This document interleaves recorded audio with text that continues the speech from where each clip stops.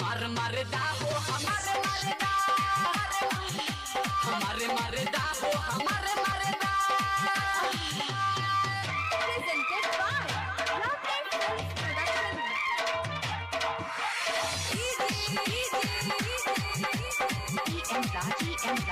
आप सुन रहे हैं मान्या मलिक सिंह की आवाज में। हमारो भतारे सखी मिलल नंबर 1 हो मिलल नंबर 1 हो मिलल नंबर 1 हो